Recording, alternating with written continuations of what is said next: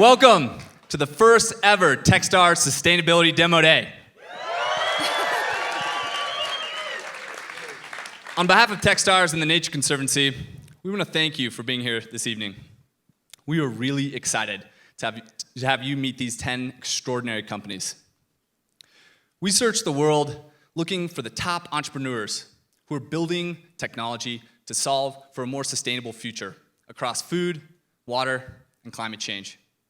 And the 10 companies who you're about to meet represent our inaugural class.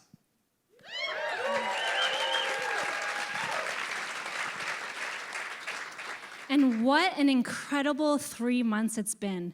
These teams have worked day in and day out, and the journey is only getting started. And we couldn't have done it without so many people, many who are here tonight, like the 160 mentors, coaches, and speakers that joined our program.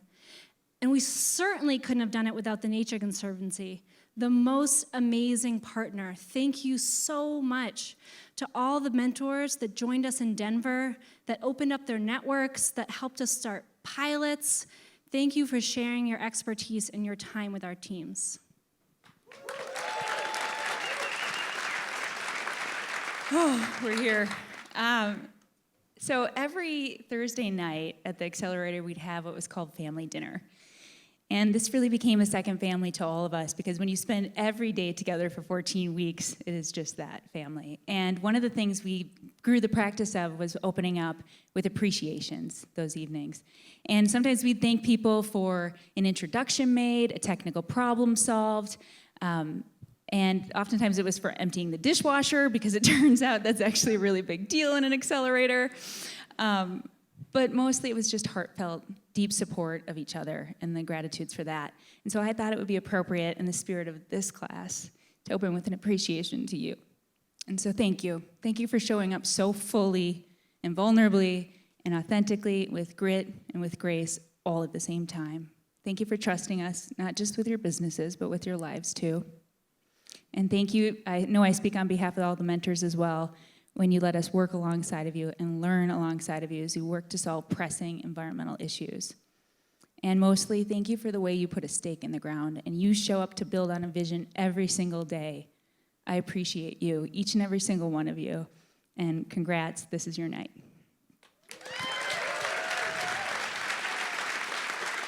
So, as an accelerator, we are rooted in hope, urgency, and action above all else.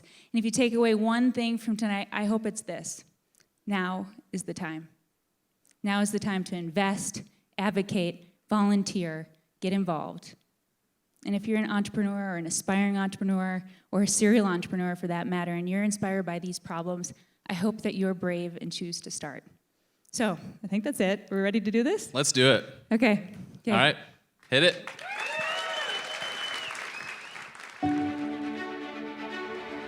By 2050, there will be nearly 10 billion people on the planet. Their growing needs for food, water, and energy will tax our world like never before. We're already seeing the impacts of climate change, major biodiversity loss, and water scarcity. And if we don't take action now, global temperatures and sea levels will continue to rise, with more extreme weather, polluted air, forests and grasslands lost to food production, and species disappearing at record rates. But science shows us that there is a path to sustainability. By investing in smart solutions, we can safeguard coastal communities from severe storms, build healthier cities, ensure people can breathe cleaner air, feed the world sustainably, and protect the lands and waters that wildlife needs. By investing in nature, we can make a positive change today and leave a legacy to our children of a sustainable world where people and nature thrive. The actions we take in the next 10 years will determine the path forward for our world. Time is running out. We can and must move faster. As the Nature Conservancy takes on the biggest challenges facing humanity today, it's critical that we speed up the pace of innovation. We've known for a long time that technology can make a big difference in solving conservation problems and speeding up innovation in our own sector. So the Nature Conservancy partnered with Techstars to create the Sustainability Accelerator that's recruiting top tech entrepreneurs from around the world who are focused on sustainability challenges and bringing them to our program to help them scale their companies and their impact. I couldn't be more excited about the collaboration that we've put together. It's an experiment in figuring out how we can better leverage technology to solve conservation problems, and an experiment that's off to a great start. The decisions we make in the next decade together will impact our world and shape the world our children will inherit. The world we depend on depends on us.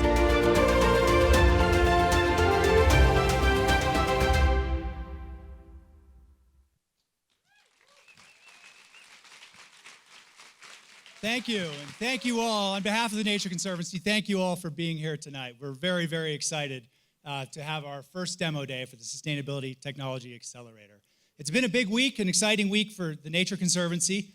On Monday, we published a major study in a peer-reviewed scientific journal that charts out a path to a sustainable future for the planet. This study, called the 2050 Vision, shows that on the path we're on, what we call the business as usual path, we're headed by the middle of this century for catastrophic climate change, major biodiversity loss, and widespread environmental problems that are causing enormous human suffering. But more importantly, the study sends a message of hope.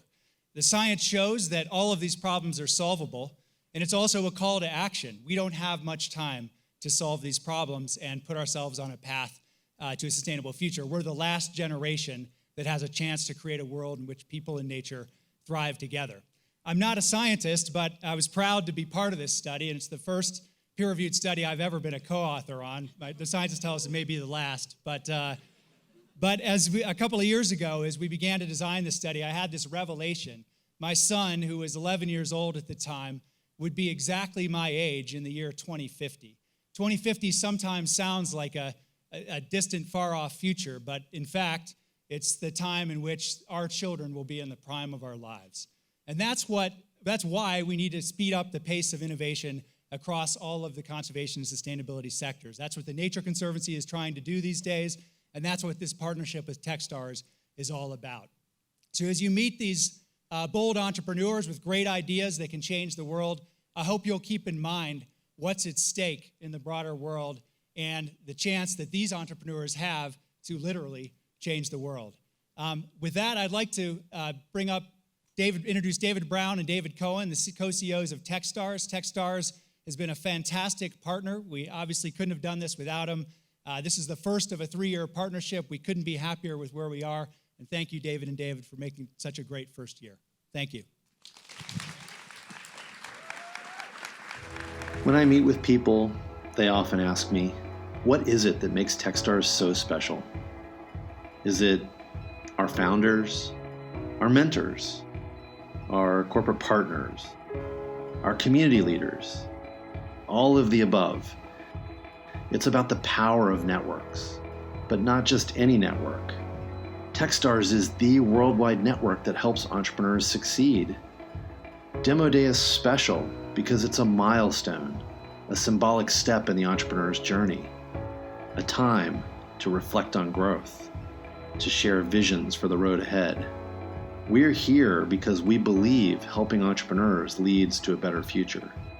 So for every step of the journey, the Techstars Network is here to support you. Whether attending a Techstars community event, joining a Techstars mentorship-driven accelerator, or becoming a Techstars corporate innovation partner, or raising capital from the Techstars Network, we help entrepreneurs make connections and access resources. From idea to IPO. Who's next?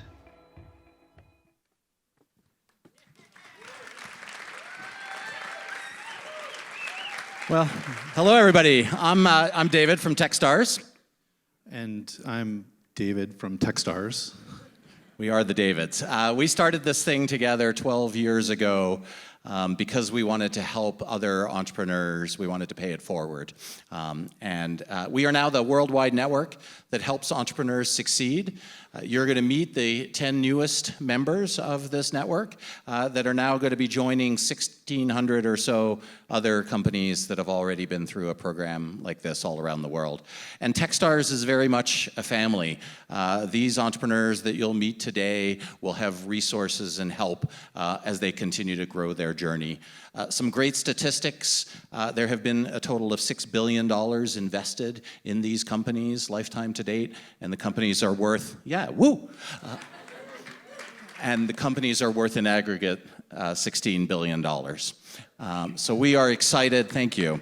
And it's actually not us. So, you know, the reason, the stat I love the most is that $6 billion, because that's not us saying that these companies are great. These are investors that are voting with their checkbooks and saying the companies are really off to a really great start and are going to go change their world in their own special way. But we're super excited about this program in particular, and I'll turn it over to David maybe to say a few words as to why.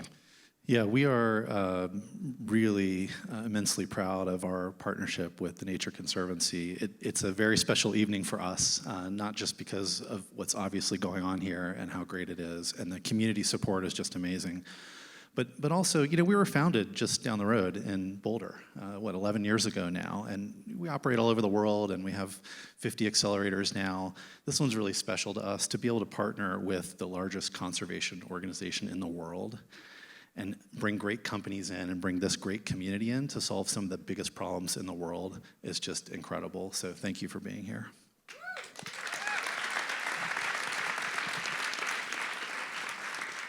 So who's ready to see some really great companies? All right.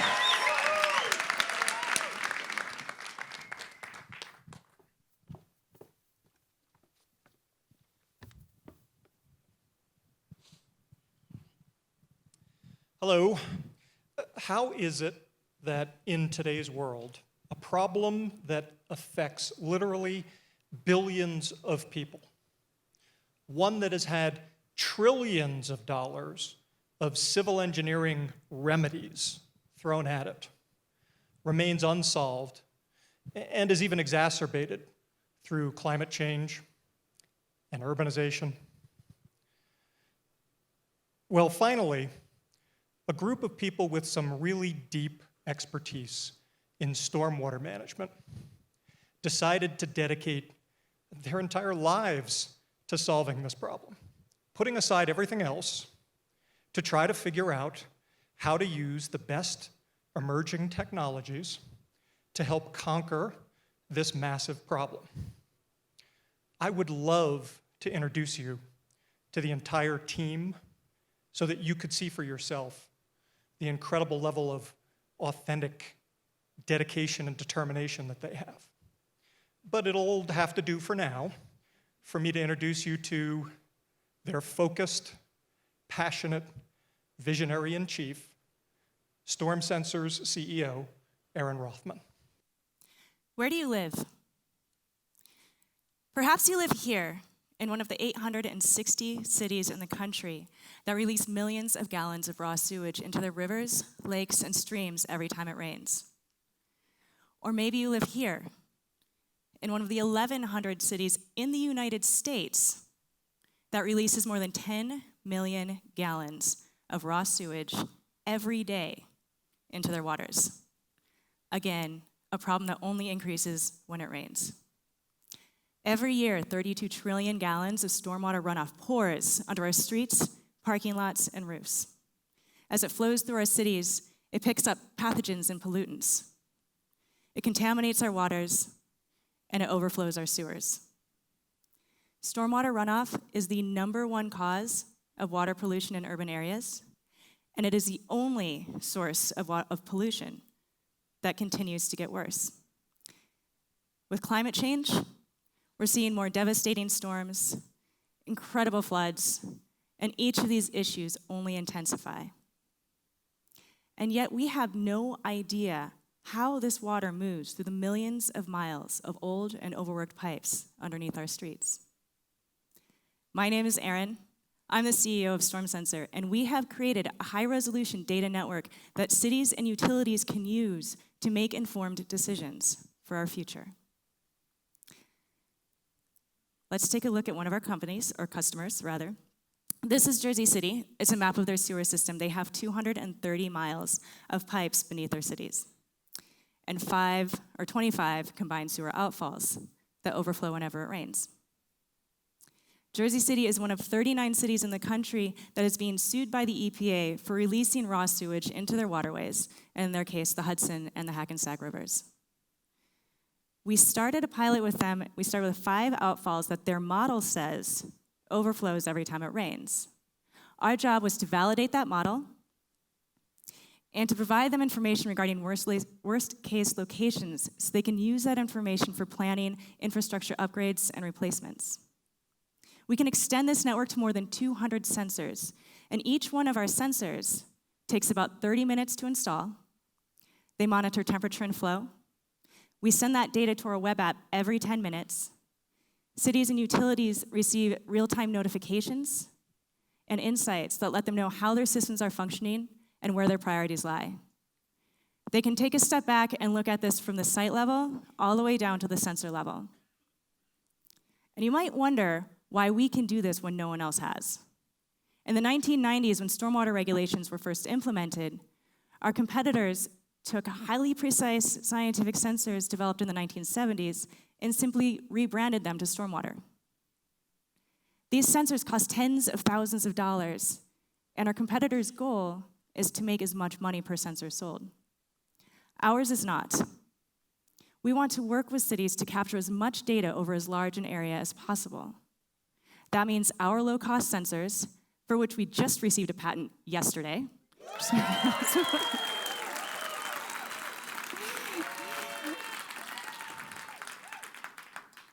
and our easy-to-use data platform, because our customers value data and they value insights, and this is how they make decisions for our future.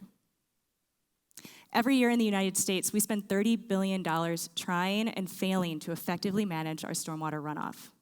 About $7.5 billion is spent on occasional monitoring. We're targeting or capturing that market by targeting high-need customers first. Those cities with combined sewer systems. Those cities that release more than 10 million gallons a day. And especially working with the communities along the coast. These guys are on the front line of climate change. They're dealing with rising tides, storm surges, massive floods, and as a result, significant property damage and loss of lives. We charge our customers a small monthly fee that covers the sensors, the data, and the insights. The average city pays a recurring annual fee of $150,000. And we have 23 of these guys lined up for pilots over the next 8 months. Our current initial contact to close rate is about 50%. We've completely sold out of our first and second manufacturing runs before we even finished. We're filling up our waiting list for the next run. We've raised $1.5 million, and we are just getting started.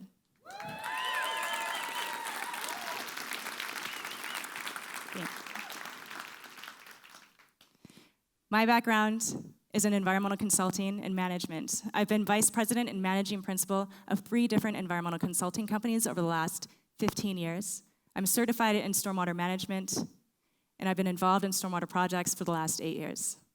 Anya is my CTO and co-founder. She comes from Avalara. Her background is APIs and developer experience. She's developed the software platform behind Storm Sensor, and she integrates our hardware, software, and data analytics technologies. We have an incredible team of scientists and engineers working with us, and support from some of the most extraordinary groups in the world, including Techstars and the Nature Conservancy, and to whom we are deeply grateful. And I cannot tell you how excited we are to create a world where we can look around and understand the quality of our water now and into the future, where we can capture data at a granular level for application across entire urban watersheds, where we can do all of this for less than 1/10 of the current cost, transforming an industry that is desperate for innovation. Thank you.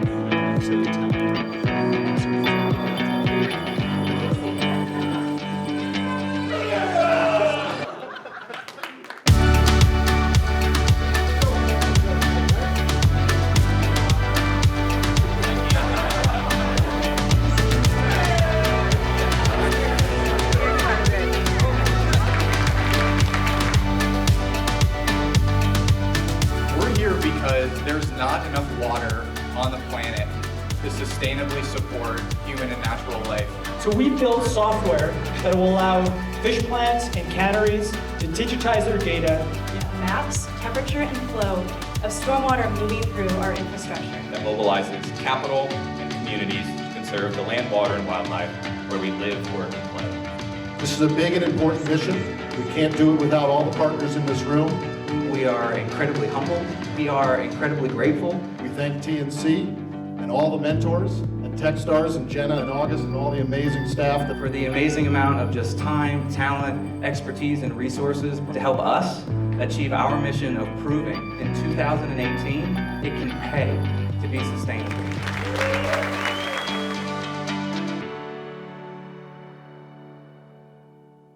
Go TNC! Go Techstars! How's that?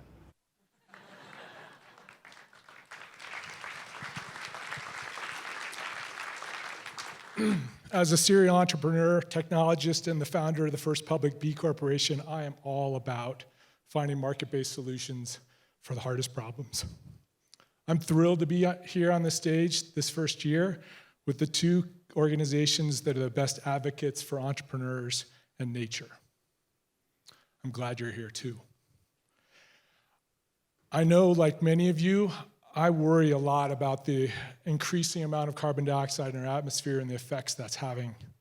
But I'm also very hopeful about the solutions and potential of renewable energy in this, for us as a civilization and a planet.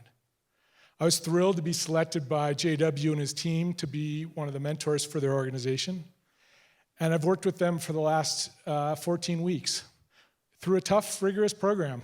I think you see some of the fun of it, but there's also some pretty high levels of sweat in there. JW and his team have really come to a place where they've leaned in through this entire process and grown tremendously. They have tremendous experience in the renewable energy space, and JW himself has an amazing amount of passion for his customers, his team, and the solution that he brings to market. It is absolutely my pleasure to introduce J.W. Postal, the CEO of Nikola Power. Thank you.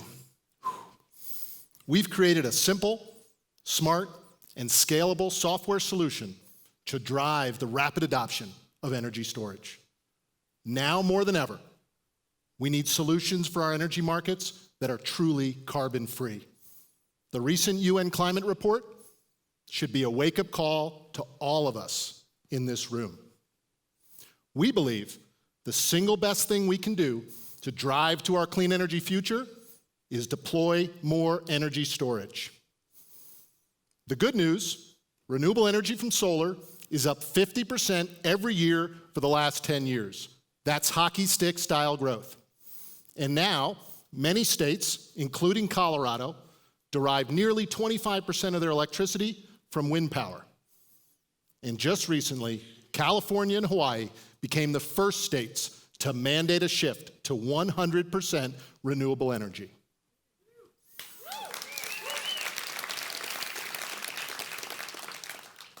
But when the sun does not shine or the wind does not blow, renewable energy is not an option to power our homes, businesses, or schools or communities, unless you have a battery to store that energy.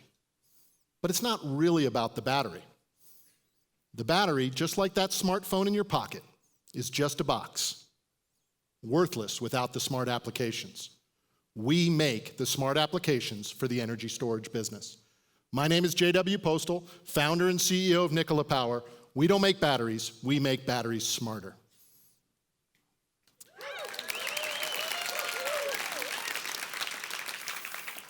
Nikola Power's energy management system helps customers use batteries to save money on demand charges, access clean backup power when the grid goes down due to intense storms, or simply to deploy more renewable energy when the sun is not shining. Nikola Power's energy management system is smart software, intelligent software. We sell that software to cities, schools, and businesses and help our customers save nearly 20% on their electric bills each month.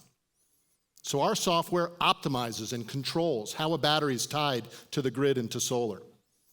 So with Nikola Power's one-stop approach, simple contracting, and no money out of pocket for our customers, they are truly celebrating the benefits of energy storage.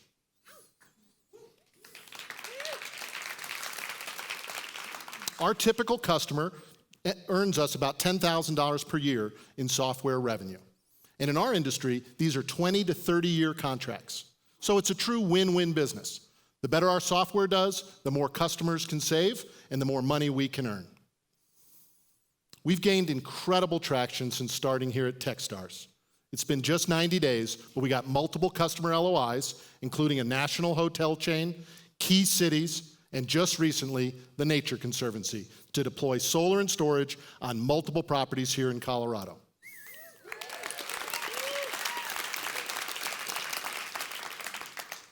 We have key national partnerships underway with industry leaders like Mortenson Construction, ChargePoint, the largest electric vehicle infrastructure company in the world, and just recently, Panasonic, the global leader in batteries, signed on to be our partner. Thank you. We've also built some really complex software, and the early results are, it rocks. Technical term. We're deploying it at our pilot site as we speak, and over the next 60 days, we'll be gathering invaluable data for our customer efforts. So we've got a strong customer pipeline and commitments for over $3 million in revenue, $800K of which is recurring revenue. So as the world comes to grips with climate change, we are confident we can dramatically grow Nikola Power as the price points of batteries decline and demand increases dramatically for clean energy systems. We're led here at Nikola Power by an amazing team. Most of them are here in the front row. I couldn't have done this without my two co-founders, Ben McConaughey, our Chief Commercial Officer, veteran conservationist and renewable energy expert. Evan Hung, our Chief Product Officer, leads our software efforts and has been a successful CEO of his own company. Dr. Madi Motaleb and Sarah Mishra are world-class battery engineers. And Brett Labadie, our CFO, is a 13-year veteran of energy finance. Myself, I've been a leader in solar for the last 10 years, deploying over $500 million to successful solar projects around the globe. I am excited and I am ready to do it again in energy storage. Thank you. So Nikola Power is ready for the next step. We got a big problem to solve, solutions underway, terrific partners to work with, and an amazing team behind me. So the sun may not shine and the wind may not blow, but with Nikola Power's smart energy storage, we are on our way to a cleaner energy future. Thank you.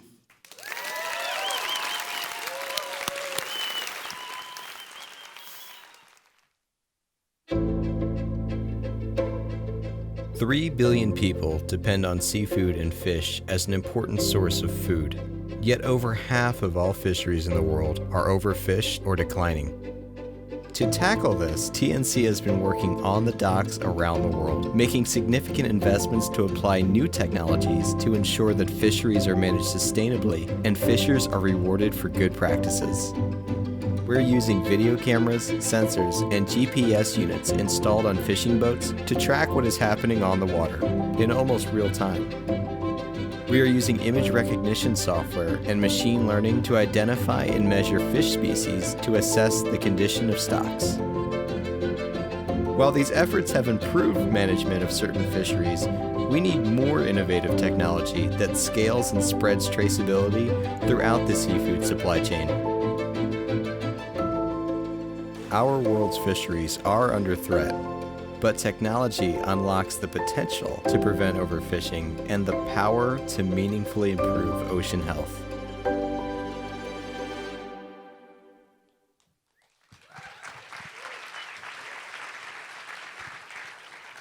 Overfishing is one of the greatest threats to the oceans and our planet.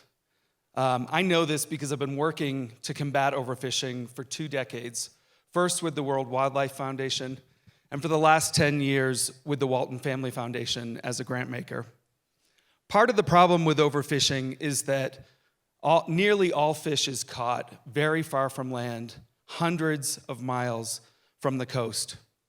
That makes it hard to know what is being caught, where it's being caught, and how it's being caught.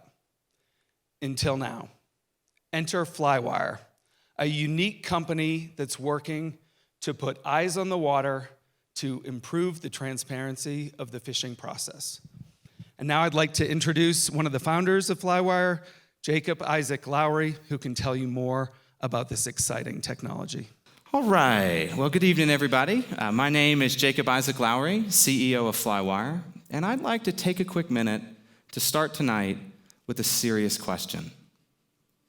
What if there were no more fish? What if there were no more fish? Now, would you believe me if I told you that fishing smarter could be a better solution to this problem than just always fishing less?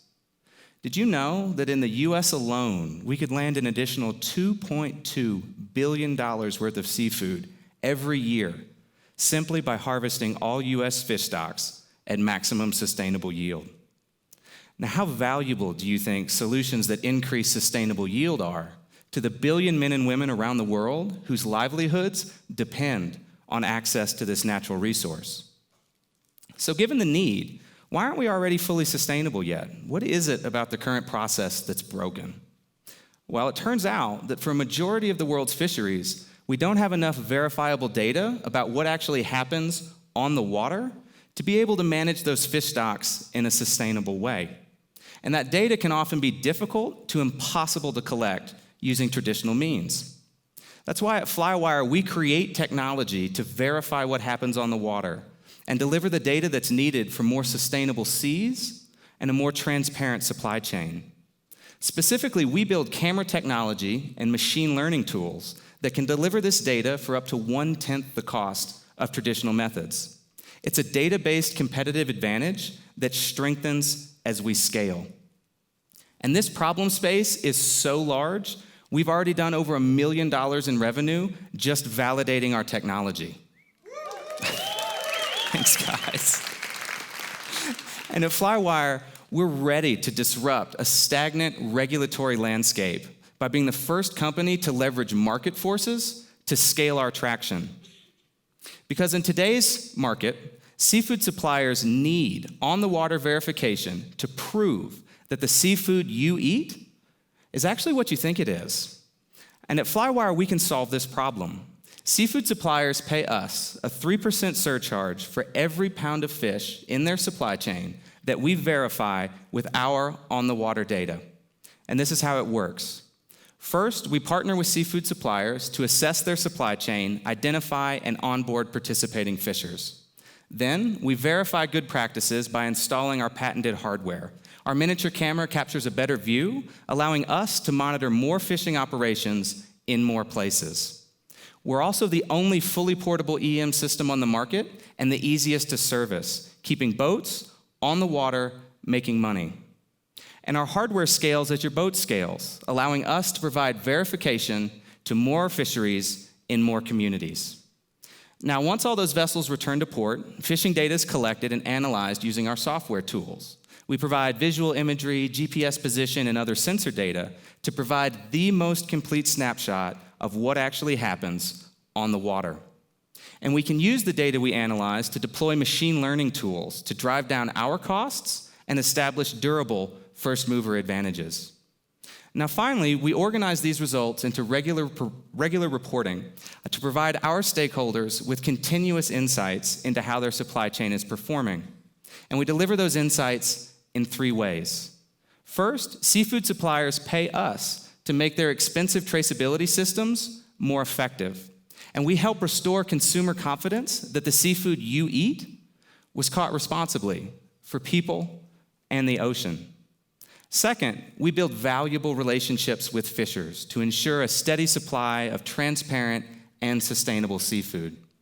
And third, we deliver fish stock managers the data they need to implement modern management strategies that maximize sustainable yield. And the market for this solution is huge. Our first market, seafood suppliers delivering fresh, wild-caught seafood to higher-end restaurants here in the US, represents a $350 million annual revenue opportunity for FLYWIRE. And that's just our first US market, an initial segment that only represents about 3% of the total global revenue opportunity of $10 billion per year. And that's just the start. As we continue to scale our tech, we tap additional revenue drivers, like predicting what fishers may land before they ever reach the dock.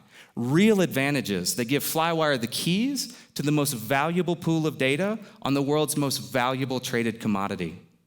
And it's our team that's bringing this vision to life. We're passionate about conservation and bringing technological change to one of the world's oldest and largest industries. This guides our company culture and our belief that empowering those closest to this problem with the tools they need to succeed will lead to healthier oceans, more lucrative supply chains, and a more sustainable future. In short, the opportunity has never been greater, the need has never been more urgent, and the time to act has always been now. Thank you very much. Thank you. Thank you. Thank you, guys.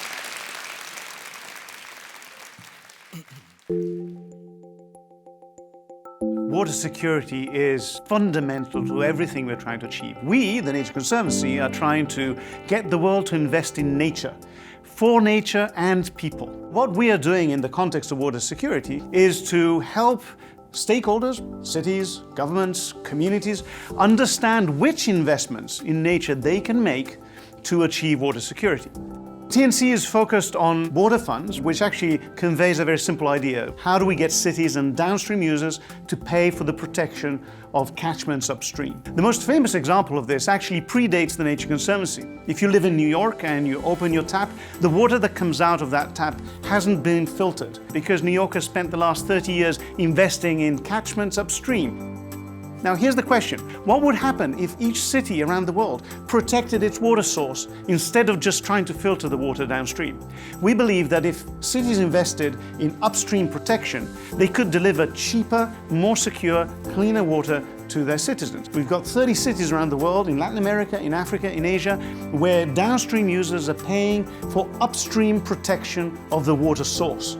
But we think the potential is enormous. We think that up to 1,000 cities around the world could achieve cheaper, cleaner water by investing in nature upstream.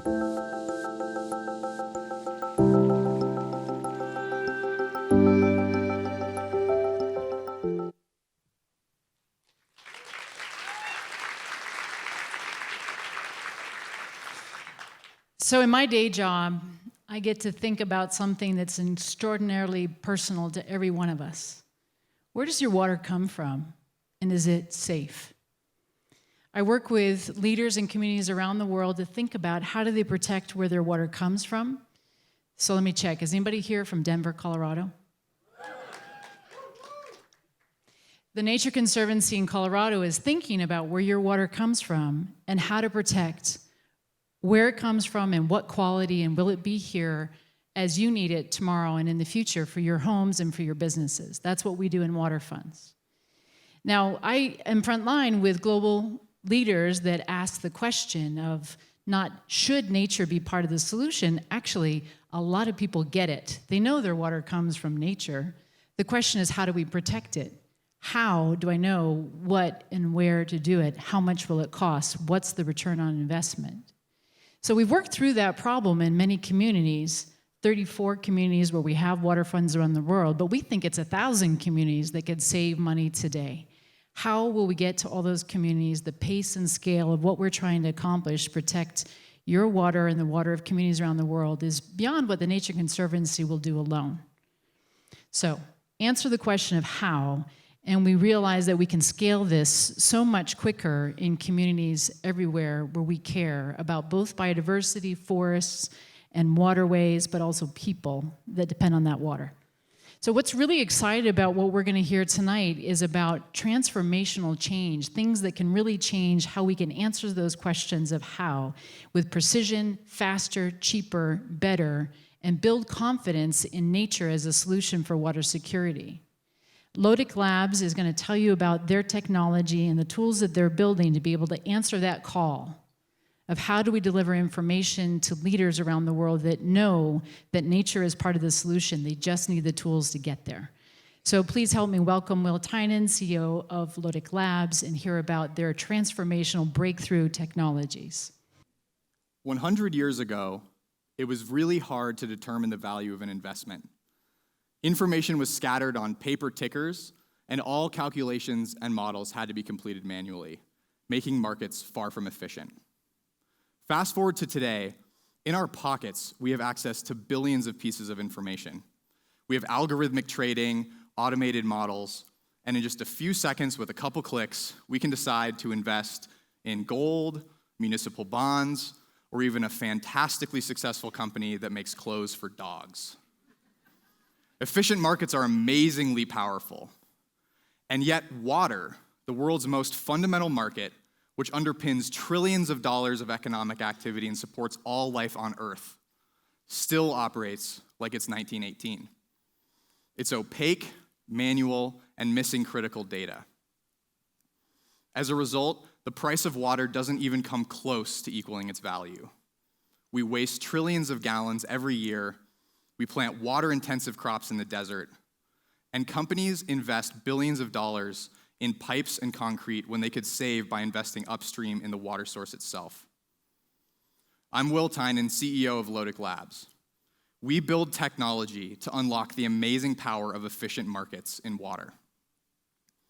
Backed by the National Science Foundation, Clean Energy Trust, and Imagine H2O, we've spent the last 18 months developing proprietary technology that integrates millions of pieces of data with state-of-the-art environmental science models and financial simulation, making it possible to answer difficult questions about the true financial value of water faster and more accurately than ever before. Since the vast majority of water consumption is industrial and agricultural, we're focused on helping the world's biggest water users make the most efficient and financially sound investments in water. Here's a bottling plant that uses 190 million gallons of water every month. Water quality is declining, and the plant needs to secure clean water for the next 10 years. They could expand their filtration capacity, like they've always done, but they're also considering paying upstream farmers to practice reforestation instead. Using our technology, it's possible to rapidly scan the valley to determine where farming is contributing to a decline in water quality, simulate expanding the filtration capacity, or converting farmland into forests. We can generate financial comparisons between the two, allowing that plant to place a true value on an investment in its upstream water source, an option that was previously difficult to impossible and can save the plant millions of dollars in capital and operating costs every year. In order to make that same smart decision today, the plant needs to employ multiple economists, consultants, and PhD scientists who spend months gathering data and then run manually 20 different types of models. As a result, it currently costs millions of dollars and takes years to do the analysis. So these type of smart water investments stall, and the wasteful status quo remains. Using our technology, it's possible to answer those same questions in a fraction of the time at a fraction of the cost. We charge industrial water users and the organizations supporting them a fixed fee between $50 and $200K to analyze and structure this type of water investment up front. We then charge an ongoing performance tracking and monitoring fee that scales with the size of the project. And that bottling facility is far from alone. There are hundreds of thousands of water-dependent businesses all around the world that need to invest smarter in their natural resource. Our first market is the $30 billion that those companies, alongside NGOs and governments, spend every year on watershed conservation investment transactions. To achieve scale, we're targeting the global finance organizations that currently facilitate those deals and are a channel to those hundreds of thousands of industrial water users around the world. So we're thrilled tonight to announce a partnership with the Nature Conservancy, deploying our technology with the Latin America Water Funds team to scale up and accelerate the adoption of these type of investments across that region.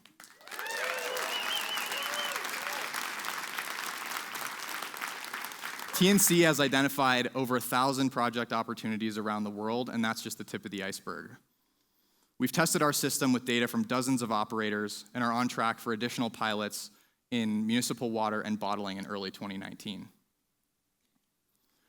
I couldn't be more proud to be a part of this LODIC team. My co-founder and CTO, Marsh, was one of 3 engineers who was building software to power literally trillions of dollars of financial transactions. And Plinio designed and ran data analytics systems for water desalination projects in East Africa. And although he had his choice of career, including being an herbal essences model, he chose to be our lead data scientist, and we couldn't be more grateful. I advised multi-billion-dollar water and natural resource projects across Latin America and led US operations for an international consulting firm. All of us are obsessed with the decidedly unsexy industries that underpin the global economy and that we all rely on every day. Data and technology have unlocked massive efficiencies in markets and created vast wealth across the world in the last century. We're harnessing that market power to save the world's water. It's our most valuable resource, and we're making it our best investment as well. Thank you.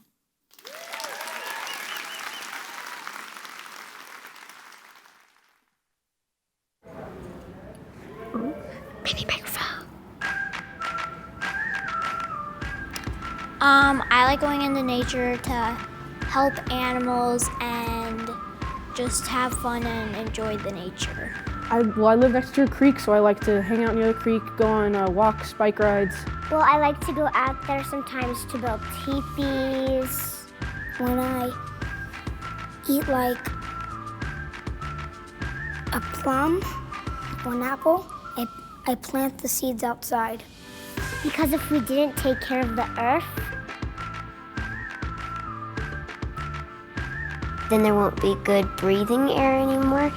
If we didn't take care of the earth, it's kind of like us not taking care of ourselves because we rely on the earth, like in general, just to survive. Earth keeps us alive, and I do want to stay alive. It might just become a place where trash is all over and it's polluted. Once a month, plant 2 trees. I would make cars without pollution. I'd plant lots of trees and clean out rivers. Probably a company that goes out and picks up trash. There should be one office in every town, like 50 people per office building. And then what are you gonna do? Do homework.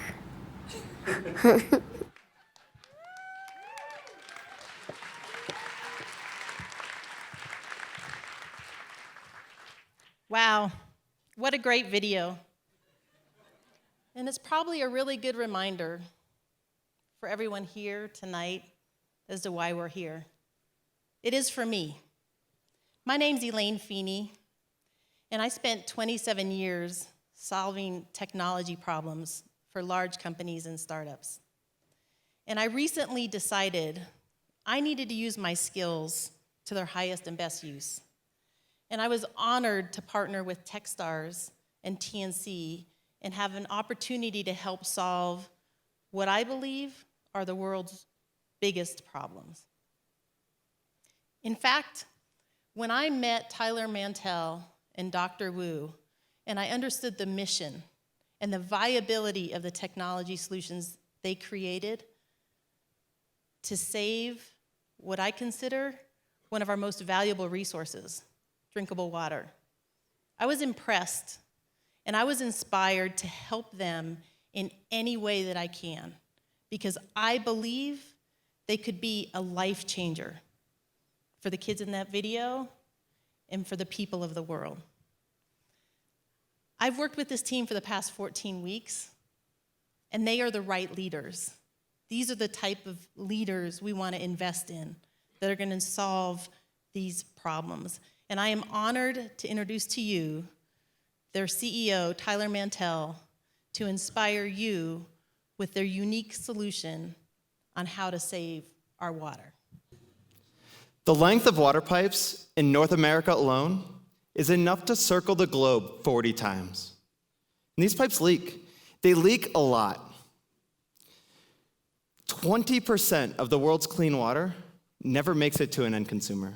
This costs the world $160 billion a year. That's over 1 trillion gallons of clean, pumped water, enough to fill Lake Michigan. Current technology is not accurate enough. It leaves utilities to guess and check as they dig holes. And while that's funny, in city centers that are noisy, utilities can't even find leaks to within a few hundred feet. This forces them to dig up entire city streets, costing millions of dollars every single time. On top of all of this, current technology only works well in metal pipes. And that's a big deal, because over 40% of the world's pipes aren't metal. What if we could find leaks when they're 10 times smaller, allowing utilities to be proactive and find hairline cracks long before they impact the city? What if we could find leaks 10 times more accurately? We'd eliminate the need for trenching a city street. And what if we could map pipes in 3 dimensions? Well, then at least we'll stop finding them with a backhoe. And what if we could do all of this in every pipe material? At Watchtower, we can. We can find tiny cracks to 1 foot and map pipes in any material, all at a fraction of the cost. I'm Tyler Mantell, CEO of Watchtower Robotics, and Dr. Wu and I founded this company on a mission to save water by finding leaks and protecting infrastructure. Watchtower came out of the combination of Dr. Wu's patented PhD work at MIT and my extensive field operating experience at Schlumberger. We're honored to have been selected for numerous awards, including most recently, the Dyson Award for Innovation in International Design. Thanks, guys.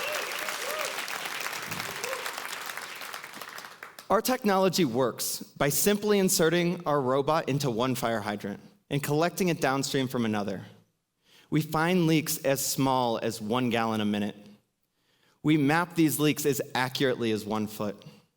We map entire pipe networks in 3 dimensions, and we do all of this in every pipe material. For an example, our closest competition charges $20,000 per mile. At this price point, they can only monitor a fraction of the city. At Watchtower's price point of $2,000 per mile, we allow our customers to be proactive and to pay for Watchtower services with the savings they've gained from detected leaks. For an example, one utility that we've secured a pilot with has 7,000 miles of pipe under management. A Watchtower contract with this utility would cost $4.6 million a year. Now, $4.6 million may sound like a lot of money, but it's only a fraction of the $30 million they lose every year to leaking infrastructure. With all of this value, we've seen tremendous demand. And in order to meet this demand, we have 2 local workforce options. We provide trained, local, certified service personnel, or we train the in-house workforce of utilities. We already have 7 service providers around the world who are being trained through our pilot programs. We've delivered these pilots in 3 countries: Saudi Arabia, the United States, and the United Kingdom. We have 5 pilots coming up in the US, one of which is one of the largest utilities in the world. We recently received a letter of intent from one of the largest cities in Vietnam, and next week, we're delivering a pilot in Australia.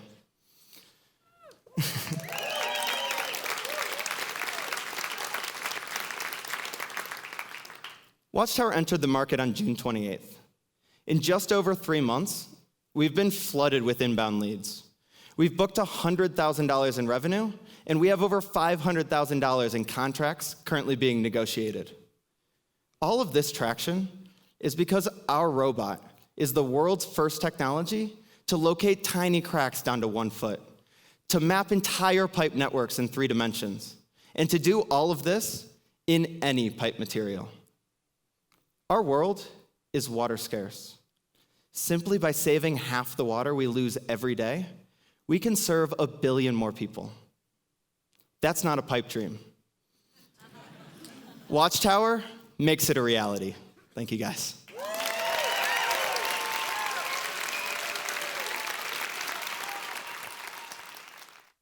I'm not sure who picked that music, but Thank you guys for being here today. It's really exciting to be on the stage with these distinguished gentlemen.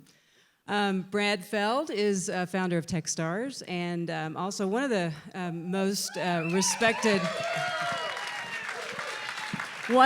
respected technologists in the nation. So anyway, thank you, Brad.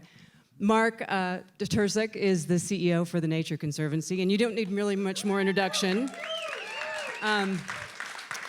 But I will say that Mark is also an author and wrote a book called Nature's Fortune. And if you haven't read it, it actually marries conservation and business and shows you the impact between those two. Thank you for the plug. But I think it also is relevant for what we're seeing today, right? These companies are also showing us, conservation and business and how they interact. I'm Sherry Hammonds. I'm the Chief Technology Officer for the Nature Conservancy. And thank you. I've been in my role for 3 days, and that's days, not weeks. And I'm super excited to be here today. It's amazing to see these guys. They asked me to say a little bit about why I took this role. And the Nature Conservancy, clearly speaks for itself. But it's also amazing whenever you can actually impact the world. And then they had me at Impact the World, but then they said drones. And I said, I'm all in. So I'm all in. I can't wait to see what we do with this next accelerator. But this year was amazing. So Mark, I have a question for you. This was really a transformational accelerator. And how do you think it actually will impact TNC? And what was your inspiration for it? Well, we're a good conservation organization, I think. But when we look at the natural world and the threats to the natural world, we can't help but conclude somehow we've got to pick up the pace. We have to do more, be better, be faster. And we're not dopes. We've noticed technology's led to big breakthroughs in other sectors of life. And so we were wondering, wow, how can TNC take advantage of technology breakthroughs to accelerate progress for our mission? But it's kind of a daunting question. We didn't really know what to do. Although we've known Brad for a long time, we were a little slow on the uptake, but it dawned on us this accelerator partnership with you guys would be great. And you've already seen today a bunch of the companies we're working with, so it's pretty easy to see how these kinds of new companies that we're backing can really lead to big breakthroughs. But that's not the only thing. Another big part of our job is to build an ever bigger constituency for nature. We need more people on our team. So now here we are. Here's Brad and his great team, these great companies. You've heard from some of the mentors. This room is full, I presume, of kind of technology-leaning people. And if we can keep building on this and getting more people in the technology sector focused on addressing our challenges, that has to be good. And then the last thing, again, I think we're a good organization and even pretty nimble, but we're a big organization. We're not a startup. And I think culturally, TNC can learn from what we're watching happening right before our eyes when we work with these companies. So get more done faster, build the constituency, improve and enhance the TNC culture. These are some of the benefits. So it's really exciting. And Brad, thanks a million. Well, so Brad,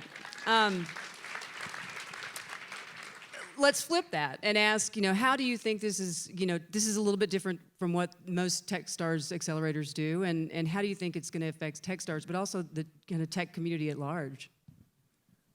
One of the cliches that has been floating around entrepreneurship, especially around technology, for probably about as long as I've been both starting companies and investing in companies, is this notion that entrepreneurs want to do things that change the world. They want to create companies that change the world, right? People familiar with that?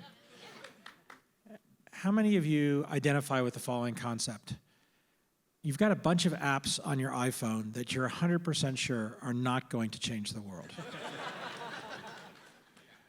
The amount of entrepreneurial energy that's spent on things that could be business successes, are interesting projects, can be successful businesses, but don't line up with that notion of actually changing the world, are really, really significant.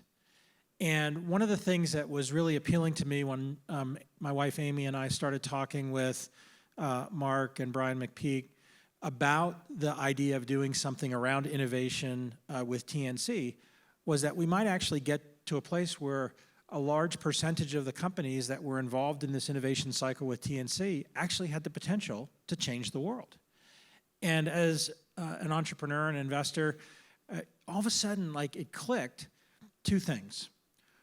One was this idea that Techstars, as an accelerator and an organization that helps entrepreneurs succeed, should extend its viewpoint and experiment with organizations like TNC to try things that were not necessarily, the classical tech phenomena or tech application or whatever. And Techstars has been doing that with many of the corporate programs, but this was a nice sort of big sidestep into a different domain that I think is very powerful for stretching us about how we think about innovation with an organization like TNC.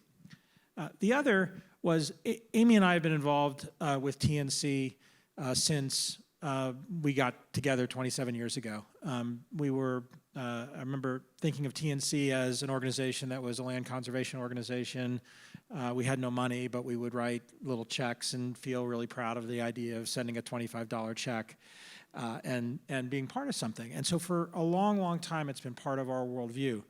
My partner, Seth Levine at Foundry, and his wife, Greeley Sachs, have also been involved in TNC for a long time. And we sort of looked at it and said, we're now getting a little bit older, right? We're late 40s, early 50s. There's an awful lot of people in their 20s and 30s, especially in the tech community, that don't necessarily know what TNC is, not just historically, but today. And trying to weave those two things together in a way where the next generation of entrepreneurs and TNC as an organization that's becoming more innovative by definition, welcome, was a really powerful combination. So that was really what motivated us. And I was with the companies last week, sort of watching everybody be anxious before demo day, and hopefully not generating too much additional anxiety, but only in targeted ways. And but when I sort of reflect on it, this so far exceeds my expectations of what we had when we started talking about this a couple of years ago. And I'm so incredibly proud to be part of it, involved in it, and watch TNC as an organization that I've cared about for all of my adult life really stretch with another organization that I love, which is Techstars, to do some really, really amazing things. So for everybody that's been involved, I can't say anything but a humble thank you. Thank you guys very much. I appreciate it. I want to say thank you guys very much. I got to see the rehearsals. You guys have done such a great job, and we have 5 more of you to go. But thank you for showing us the art of the possible with technology. I think that's so critical in today's society. So thank you guys very much.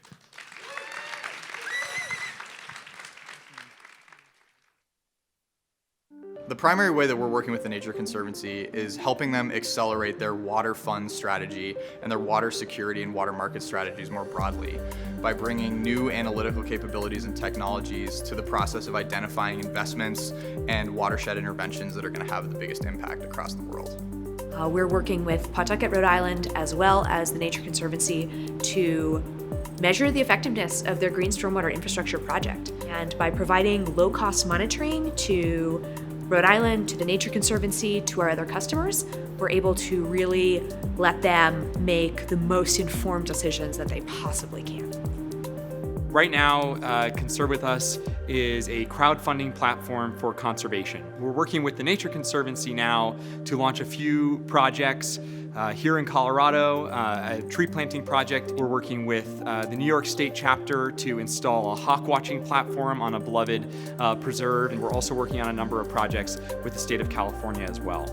My company FLYWIRE is working with the Nature Conservancy on a pilot project in California to help reduce the cost of electronic monitoring, to try and make it a more viable way to collect the fisheries data that's needed to manage more of the world's fisheries in a sustainable fashion faster.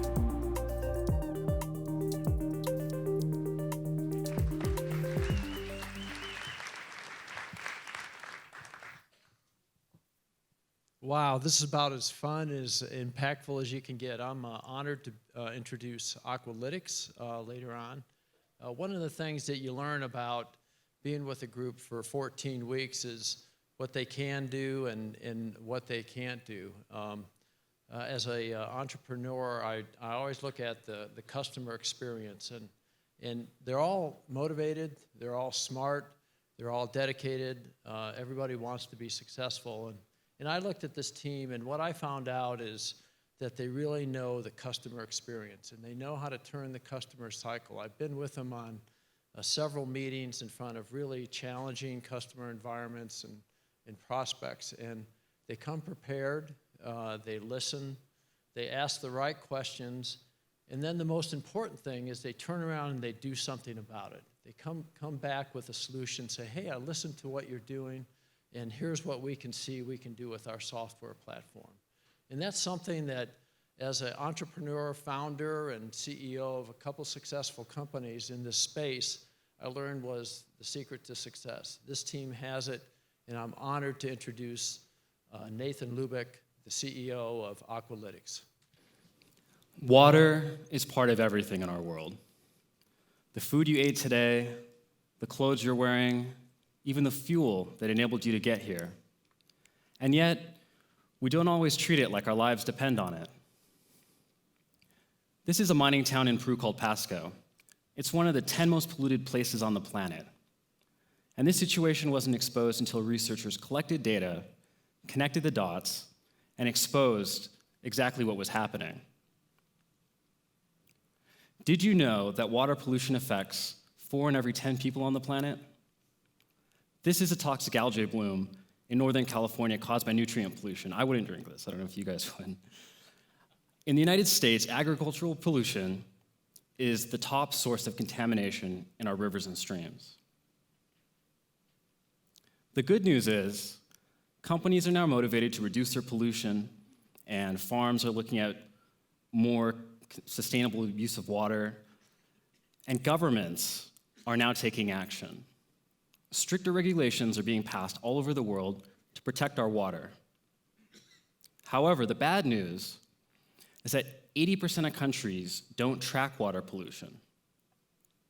And governments, industry, and communities, they lack a collaborative system to monitor water. Records sit forgotten in file cabinets, where they're full of inaccuracies. This lack of systems means there's a global gap to our data. There must be a better way. I am Nathan Lubeck, CEO of Aqualytics, and we articulate, organize, and structure data for informed decision-making. This is Yasmin. Yasmin works for the Ministry of Energy and Mines in Peru. It's her job to review all the water quality issues being reported by various mining operations all over the country. Currently, Peru and Aqualytics is exploring a contract to digitize past records, validate the data, and for Aqualytics to become the national system which all mining companies use to report their data.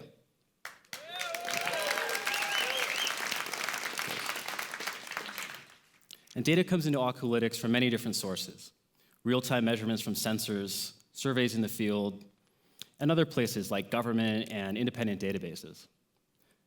In this example, data is coming in from a community leader near Pasco. His team's reporting on high levels of lead found in a local water basin. Aqualytics enables communities to report on qualitative issues using their smartphone, even in offline mode. And when problems are found, we make it easy for Yasmin to share these results with the necessary people. Our advanced map view gives her a bird's eye view of all the mining operations surrounding an issue. And when an issue is spotted, within a couple clicks, she's able to generate a report and share it with multiple stakeholders. Then the ministry can take collaborative action with the mining company and the community to address this problem. Through our world-class data analytics and visualization platform, Aqualytics makes it possible to identify critical water issues and for multiple stakeholders to ultimately take action. This same technology we're applying in Kenya in partnership with the Water Sector Trust Fund. In an area that normally experiences water shortages due to drought, Aqualytics is analyzing data to better understand how farming is affecting water levels. In the Central Valley of California, we're working with the Nature Conservancy, measuring water use. New regulation will require 20% of farms to start reporting their water consumption. And this data, the state of California can use to find valuable insights about our usage. In just a year and a half, we've created 2 strategic partnerships with research universities, built a solid product, and executed on 3 different continents with major organizations.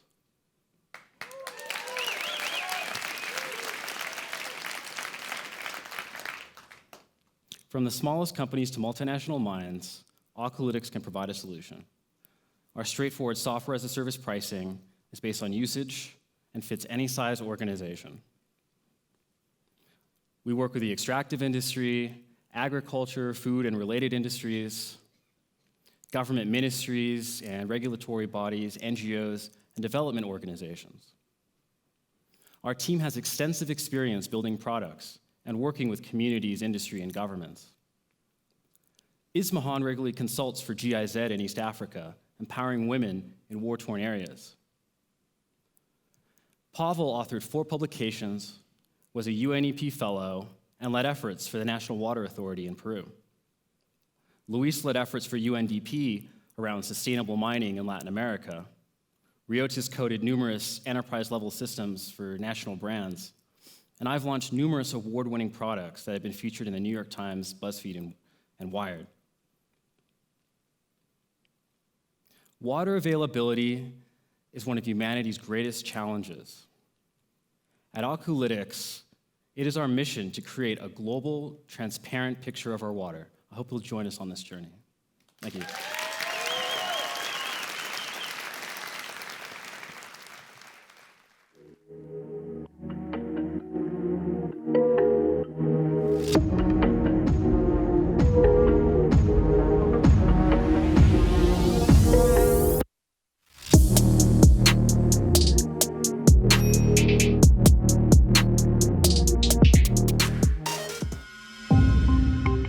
Good news is I'm the good kind of entrepreneur.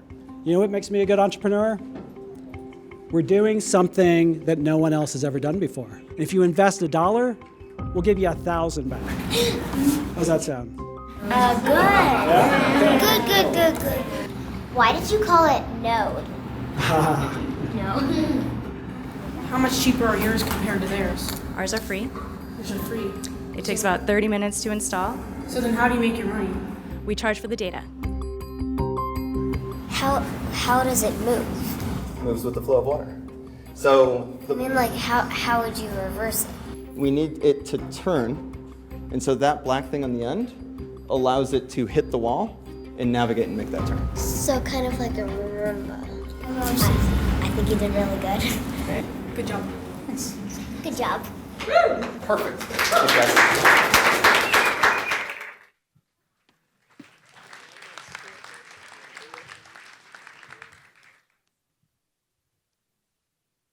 He takes a breath and dives down to harvest lobsters off the seafloor. 67-year-old Eligio and his son will do this hundreds of times a day.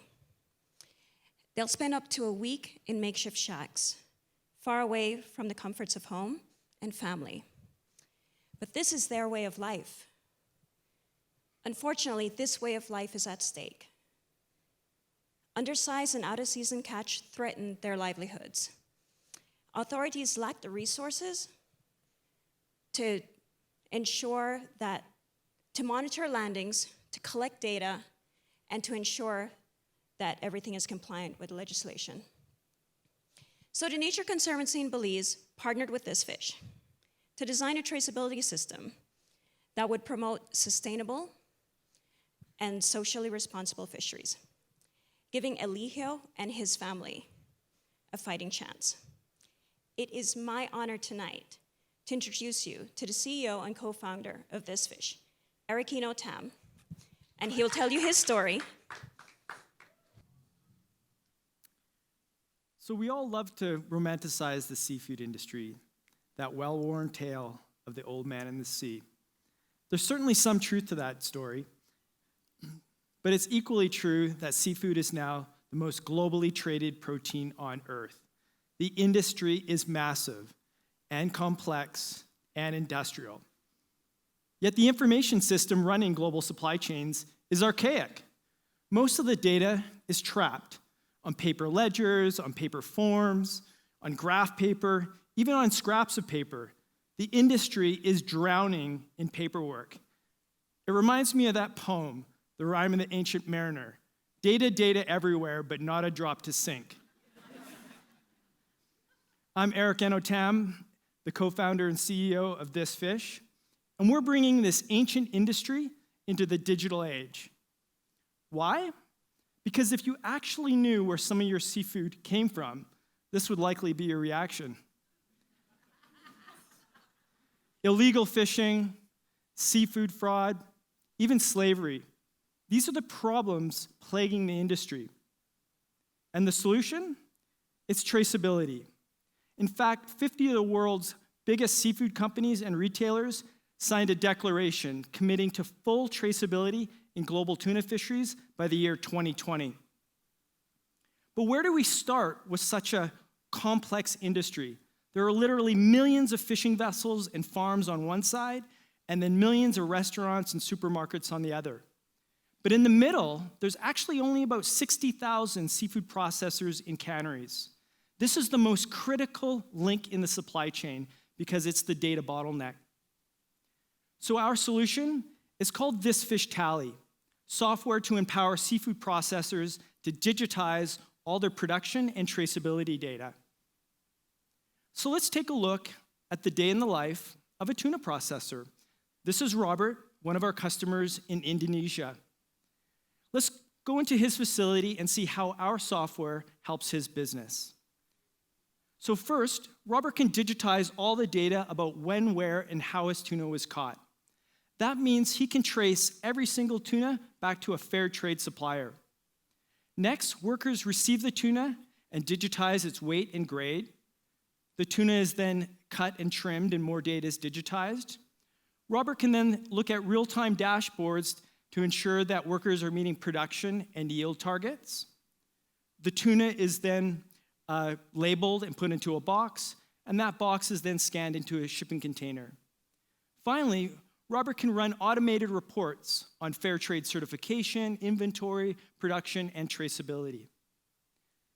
So what's going to drive adoption of our technology?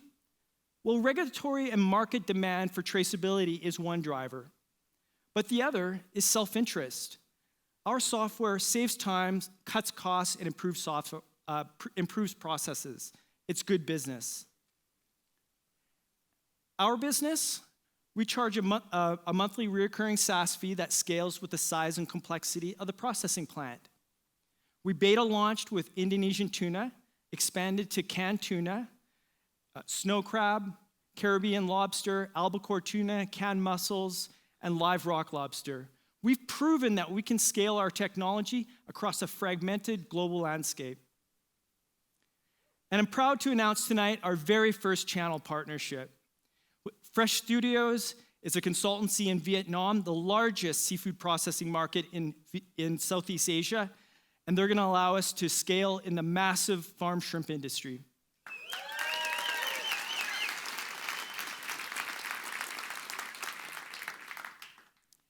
And we have an amazing crew. Stephen Moon is our CTO and co-founder with 18 years experience in software and electronics. We have 2 great software developers up in Vancouver and a business development manager in Nova Scotia. As for me, this is actually my old man in the sea, my father. I was born and raised in a commercial fishing family that goes back generations. Now, I don't romanticize the ocean. My memories are actually mostly blood and fish guts. But I've grown to respect and fear the ocean, and now I fear what we're doing to it.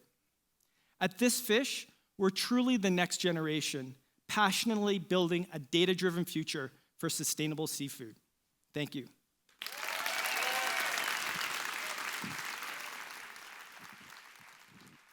I mentor because I don't want anyone else to have great ideas and not know how to make them reality. I know personally, having relied on dozens of mentors and advisors in my life, without them, I wouldn't have been able to do what I've been able to do. Bringing different voices and different opinions to the table, oftentimes you get back more than you give.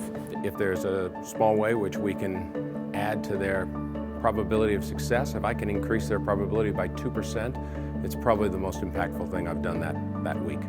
I'm confident that the company that I'm mentoring will also mentor others in the future, graduate students, other startup companies, NGOs that could really benefit from their relationships and their experience.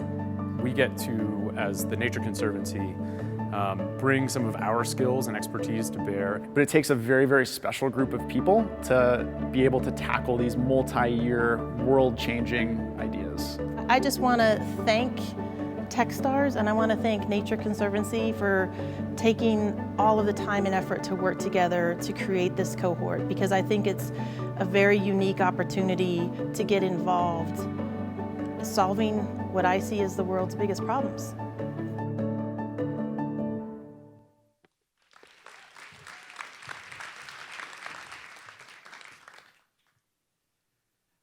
I've been focused on our built environment for 20 years.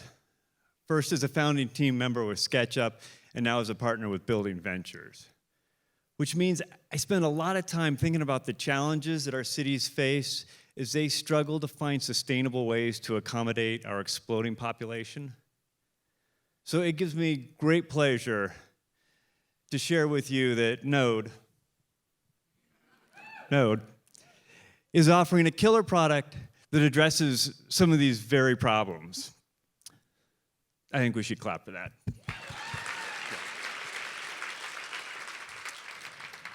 As somebody who meets a lot of founding teams, I have to say I'm a huge fan of this one. I mean, I appreciate that Beck and Don are accomplished individuals with impressive credentials, but much, much more importantly, they are complementary co-founders. They're committed to a shared vision, and they're committed to each other, which is a hugely important part of any successful startup's DNA. I'm a true believer, and I'm very psyched to be sticking with Node as an advisor as they continue on their mission. So, please, help me welcome Node co-founder and CEO, Don Bonnell. The housing industry sucks, and I can prove it. We have 1 million fewer construction workers today than we did 10 years ago. And the worsening labor shortage is causing a housing crisis. Not enough homes leads to more expensive homes. And homes account for 1/4 of carbon emissions, and 1/3 of landfill waste comes from construction. We can do better. Boeing can assemble a 737 aircraft in 10 days. Why does it take us a year to build a home? Node isn't a builder, we're a housing systems company. And here's what makes us special. Our purpose is to bring deeply sustainable homes to the masses. And we do that through a scalable system that slashes time and cost. And we're making this real. At Node, we believe that everybody deserves a healthy, sustainable home. And that's what we're delivering today. Nodes are at the cutting edge of sustainability. Zero-emission homes delivered fast and complete with a guaranteed price and schedule. And guess what? It's working. Thank you. We sell turnkey homes direct to consumers, and we've been busy. We're on track to close $2.5 million worth of direct-to-consumer contracts by the end of this year, and we've also been working with developers. Last week, we signed a strategic partnership agreement with Seattle's most progressive developer, and this week, we signed an LOI for a 70-unit townhouse project outside Seattle worth over $15 million. Thank you. So think about this. 75% of the buildings that will exist in 2050 don't exist today. Now is the time. We need to make zero-emission homes the new norm. And here's how. We call it slide, click, lock. It's the Lego system of your dreams, a system engineered for simplicity and flexible enough to deliver infinite designs. It's on-site assembly, it's not construction. Slide, click, lock creates massive efficiencies, and it solves the labor problem by unlocking a new workforce so that just about anybody with a little bit of training can assemble a node. It's 1/10 of the people in 1/10 of the time at half the cost of conventional construction. And here's how it works. We take off-the-shelf parts, and our proprietary components come together in a warehouse, and they're flat packed on a truck for delivery. At the same time, a local contractor installs the foundation, and our system arrives. Assembly begins. And as a node is assembled, sensors inside our components greenlight our app to ensure that it's going together correctly. And nodes are smart. A sensor can tell you if your water heater needs maintenance before it breaks. Nodes can power themselves with solar and batteries. They can collect rainwater and recycle water where permitted. And nodes are made with completely non-toxic materials, light years ahead of code. We're delivering today on the West Coast and in Colorado, proving that we can execute. This January, we're going to prototype slide click lock on a site in Washington. And in 2020, we'll continue to expand with our full system ready to deploy. When we roll this out to the field, we'll start with node crews, who will then be able to train a new workforce. Our system is a platform for the future of housing technology. Smart maintenance, distributed energy, housing as a service, and so much more. And for every node that we deliver, it's like taking 55 cars off the road. At scale, it's a big deal. Our team is awesome. My co-founder, Beck Chapin, scaled a prefab construction company and was a key executive at 2 successful housing startups. I'm a serial entrepreneur, and I took a company from an idea to an IPO. And we're so grateful for our mentors and our advisors, some of whom are here tonight, for all the time that they've given us. These are some of the smartest folks that we've ever met, and they're on our team. So listen, a lot of people told me this is crazy. They told me that about my first company too, and they were wrong. We have the passion, we have the scalable system, and we have the plan to deliver better housing more sustainably, better for people and for the planet. Change is coming to housing, and we're going to lead that change. We're doing this, but we need your help. Thank you very much.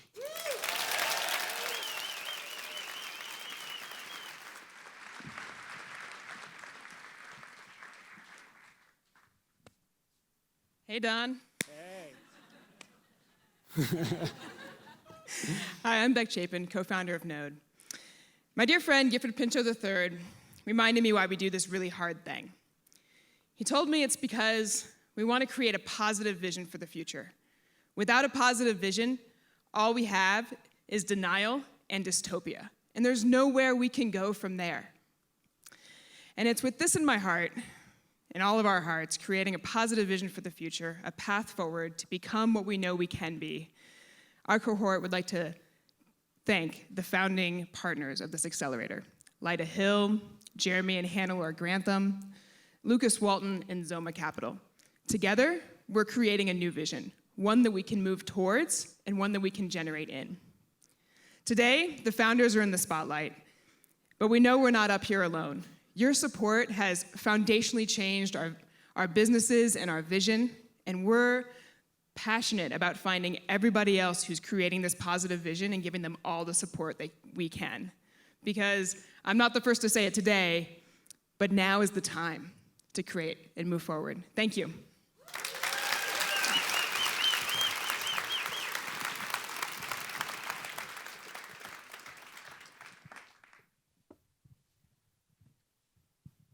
It's been a unique privilege to work with the Conserve With Us team over the course of this accelerator, and plus I got a free t-shirt out of it, so thank you for that. Through our work at the Outdoor Industry Association, it's our job to keep our finger on the pulse of the needs of brands and companies in the outdoor space. And Conserve With Us fills one of those needs. They've come to market with a product that will unite and connect brands and consumers and make a real impact around a combined love for the places where we all get outside and play and a desire to protect those places for future generations.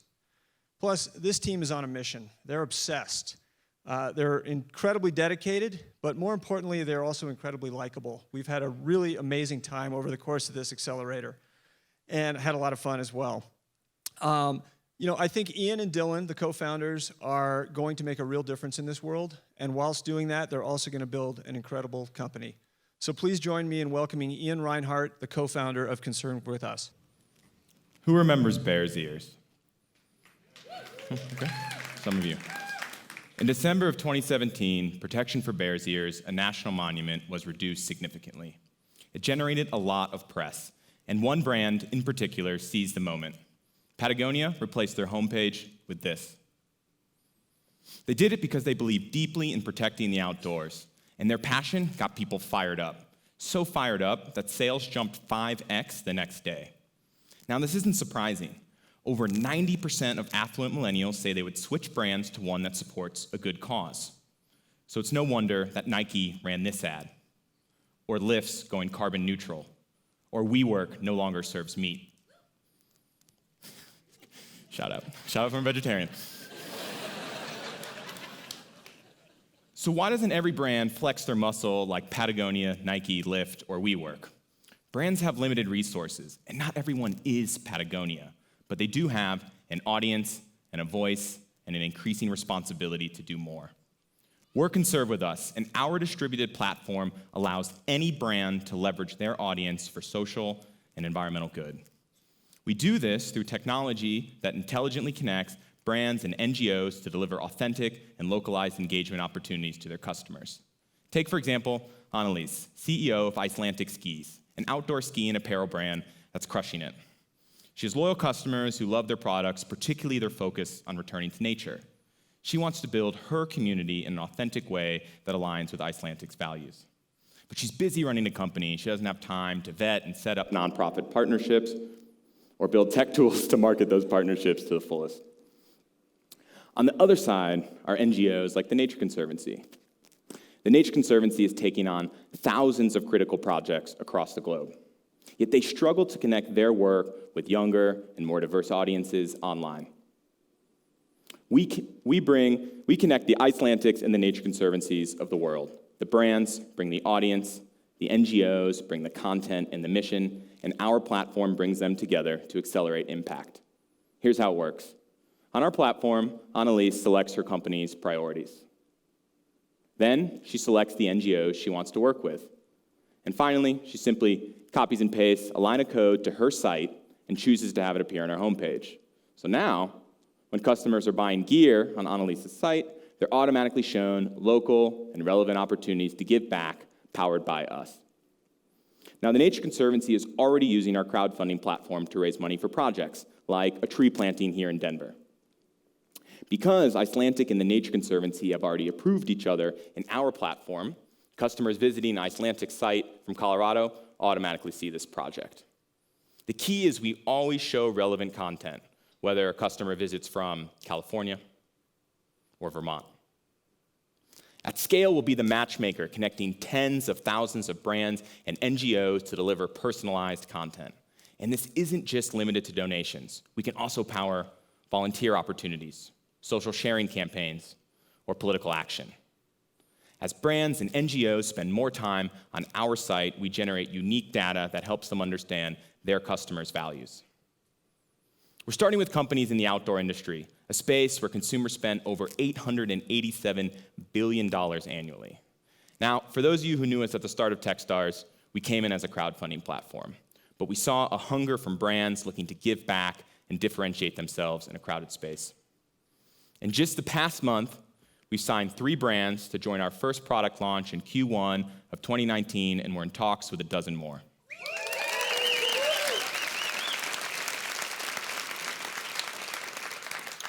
We charge on both sides. Brands pay a subscription fee to enable the platform on their site. NGOs pay a transaction fee for funds raised. In a world where it's not uncommon for brands to spend up to 20% of revenue on marketing, our tools help them retain customers in an authentic and cost-effective way. I met my co-founder and CTO, Dylan Lewis, over a decade ago, our freshman year at Northwestern. We were actually elected president and vice president of our dorm, because yeah, we were nerds back then too. We spent our careers working at the intersection of technology and the environment, building products and partnerships that drive positive environmental action. and we surrounded ourselves with an incredible team of technical and environmental mentors. Here's the reality. We spend more time in front of a screen each day than we do in nature each week. Today, online fundraising happens on an NGO site or a standalone crowdfunding site. We're the only platform that lives on the sites of brands and meets customers where they are. So the next time a place we all love is threatened, we're all ready to take action together. At Conserve With Us, that's the future we're powering. Thank you.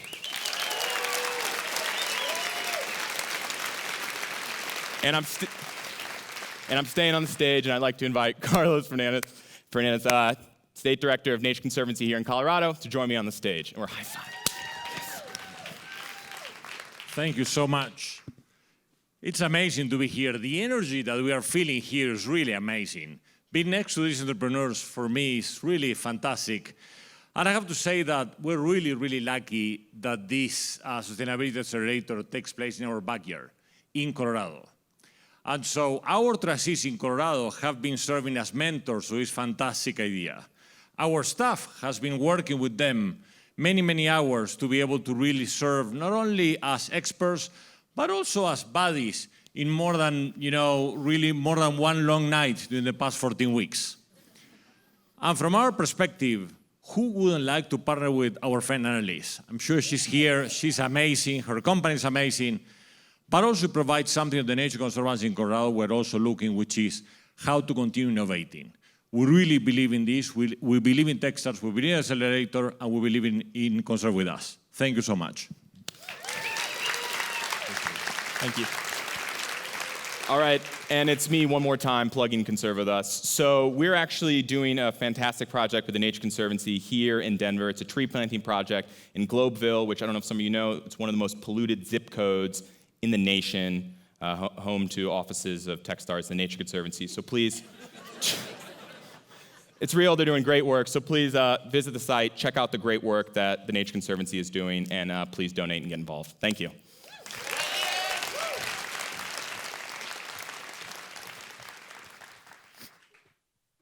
Hey everyone, I'm Matt. I'm the founder of GoSpotCheck. We're a local software company just a couple blocks away.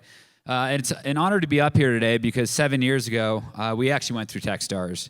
And unfortunately, I'm probably one of those companies that Brad Feld would argue it's an app on your phone that doesn't really change the world. So sorry, Brad.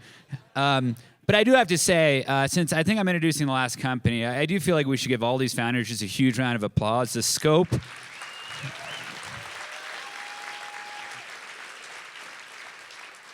scope and scale of these problems is so inspiring. And to see from Mentor Madness, where they all were 14 weeks ago, and how they progress now, it's fantastic. Speaking specifically about Sustain, who I've had the absolute honor of working with the past 14 weeks, when I first met with Marcel and Andrew, I just noticed immediately their energy. And I think at this stage, this fragile stage of building a company, it all comes down to having that commitment and that focus on the customer to build something amazing. And every time I check in with these guys, they've talked to 10 more customers and have continued to develop their product roadmap. I'm incredibly impressed with what they're doing, and I think Marcel is going to knock your socks off with their vision for what they're going to build with Sustain. So let's give him a very warm welcome up to the stage. Marcel, welcome. In the past decade, $1 trillion has been invested in energy efficiency technology. And today, 70% of all US companies have active sustainability initiatives. However, the investment has been met with mixed results. Within US companies alone, $83 billion are still wasted every year in energy, solid waste services, and water. Since you've walked into this building today, this room has been filled with 10 million plastic water bottles that should have been recycled. What if we applied the power of human ingenuity to sustainable consumption, the most dire and pressing challenge of all of our lifetime? I'm Marcel Haywood, CEO of Sustain Technologies, the first sustainability engine that powers eco-initiatives for the enterprise. Sustain rewards and incentivizes employees to conserve more at work, save their company's money, and reduce its carbon footprint. Imagine the millions of people headed to work each day were personally incentivized to help their company reduce resources. Jane, in accounting, is just back from vacation. She checks her email and notices a message from Scott, her CEO, who is personally enlisting her and thousands of her coworkers to help the company reach critical sustainability goals. Jane accesses her app, answers a few questions, and immediately Sustain shows her how the company is doing, where she fits in ways she can personally make her mark. When the workday ends, Jane turns off her monitor and for the first time ever, shuffles quickly to the door to turn off her office light. She recycles in the lunchroom and encourages coworkers to do the same. Knowing more about Jane, Sustain automatically recommends colleagues at other companies who might be up for a little friendly competition. Newly engaged, Jane strolls into work as usual. As she enters her office, glances down at her smartphone, and the results are in. Her department freaking crushed it. With a smile on her face, she chooses a reward that Sustain knows is valuable to her. See, her department is changing the company, and the company is changing the world, one action at a time. And everyone is being recognized and rewarded to do it. Meanwhile, Scott and his sustainability team sit back and watch the savings pile in. Employee engagement go up, and their brand perception skyrocket. See, as CEO, what Scott knows is demand for corporate sustainability performance used to be driven by ethics. Today, it is driven by economics. If you are CEO of any major corporation, Sustain is a tool you simply cannot compete without. The need is here today, and the time is now. With a simple pricing model based on number of employees, we make money in two primary ways. One, SaaS subscription fees, and two, channel partnerships.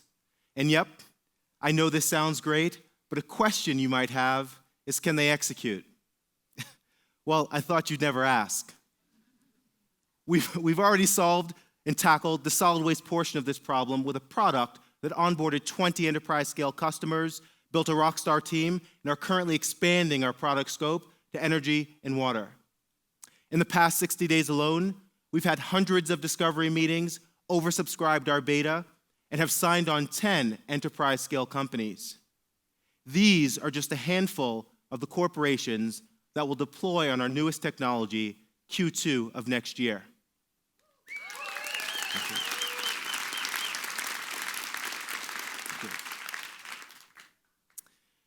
Our distribution strategy is driven by the bottom line benefits of our product. We have boiled it down into three specific buckets. First, we launch company by company, allowing us to focus on market leaders. Second, not only do we allow floors, departments, and campuses to compete, we allow companies to benchmark themselves against competitors, building demand for our product industry by industry. And third, we allow employees to share results and rewards with friends, leveraging trusted networks and creating a groundswell for Sustain in companies we've not yet launched. We've delivered on this playbook before, and our team at Sustain is locked in and ready for the challenge.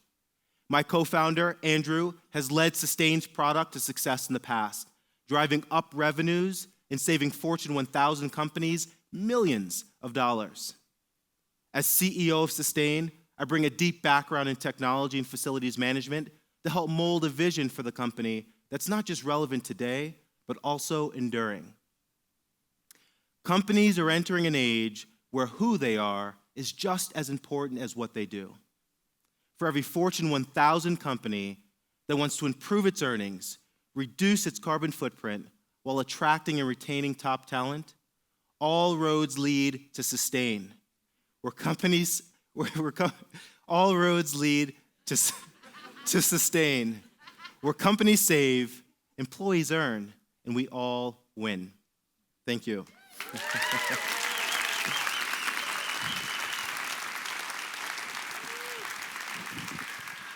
Hey, Jess, quick question. If I'm sitting in the audience tonight and I was listening to one of these pitches and I thought, oh, I think there's a way for me to help one of these companies or perhaps even buy a house, how might I connect with them? Funny you should ask, August. If you'd like to connect with the teams that you heard pitch today, you can head to demoday.techstars.com. From there, you can message the teams or even send a tweet of support after tonight's event. Sweet. Thank you, Jess. I'm really glad I asked. So we're going to wrap up the event with just a couple of quick appreciations that are well-deserved. And we're going to start with this community because really the power of this accelerator is in the community that came together to support these companies. So thank you to the over 160 mentors and TNC subject matter experts that gave your time, your expertise, and opened up your network to help these entrepreneurs succeed. Thank you.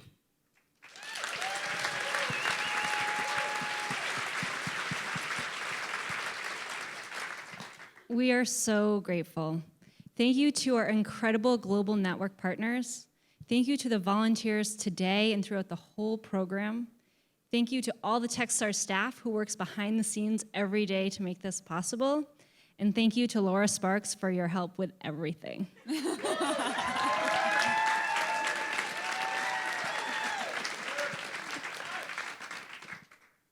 And thank you to our families. So many of you moved here and left your normal lives at home to be here and be fully in this accelerator. And the joke in the Walker household was that we couldn't spend any time in nature because we were saving it. So thanks to my kids back there. And anyway, we're just so grateful to have all of you here in Denver tonight as well. So.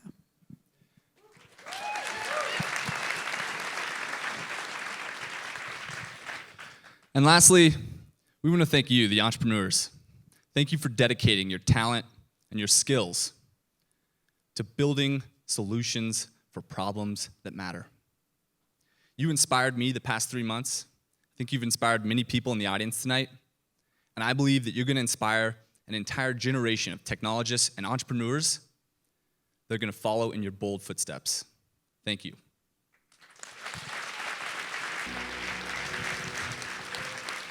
Ladies and gentlemen, one final time, the Techstars Sustainability Accelerator class of 2018. Thank you all so much. Really appreciate it.